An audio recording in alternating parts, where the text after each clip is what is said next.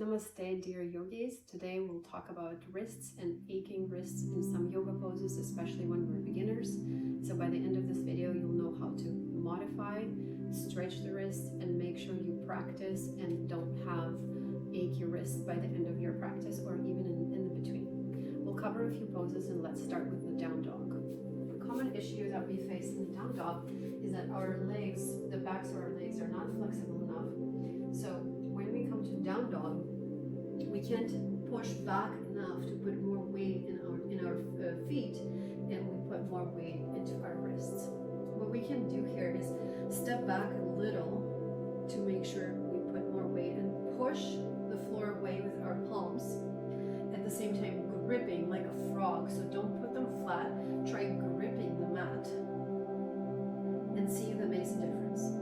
Also try micro bending the knees and pushing the mat away as you grip the mat.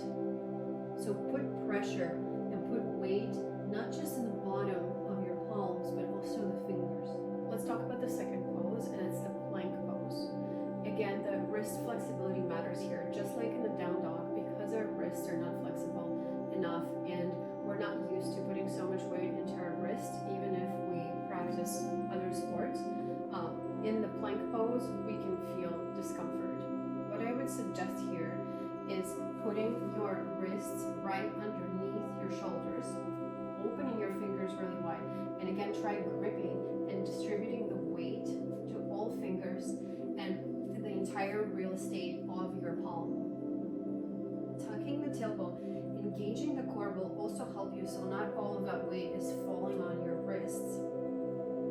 Keeping your legs strong, pushing back and lifting through the shoulders, as well as again distributing the weight on the entire palm, not just the wrists. If you are in a class and you're holding the plank and this becomes really uncomfortable, feel free to transition into a forearm plank. But here again, don't forget, don't dump all of the weight into your elbows. Kind of redistribute and stay here.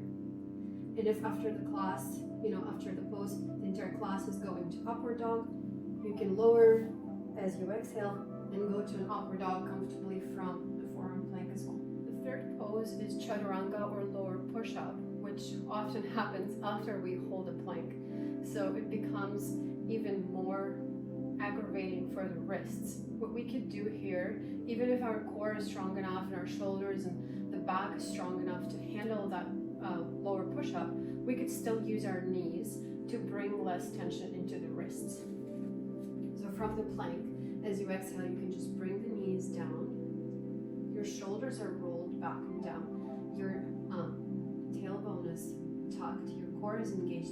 And as you lower with control, it should be a lot less pressure. You can go into up dog from here as well. The fourth pose we'll cover is the reverse tabletop. And here we have a choice. Depending on our wrist flexibility and our shoulders opening, we can point the fingers back or point the fingers towards us. Usually pointing the fingers back is a little easier in terms of wrist flexibility. So we can try both variations. Feet are hip width distance apart, fingers facing towards you. As you inhale, roll your shoulders up, back and down, tuck your tailbone, engage the core, and then lift with control. Engage the inner thighs. Sometimes I recommend here also using the block between inner thighs because it helps to engage the entire core so that not as much pressure goes towards the wrists. And then it becomes a lot easier.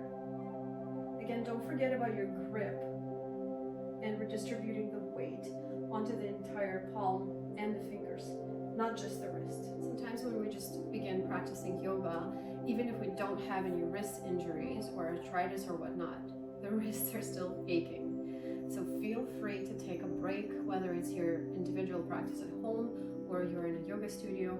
Take a break during practice, roll in both directions to release that tension, bring the palms together and roll this way, change direction. Bring the wrists on the floor and gently stretch.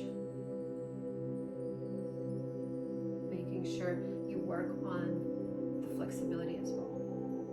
I hope this video was helpful for you and your wrists feel better. practicing and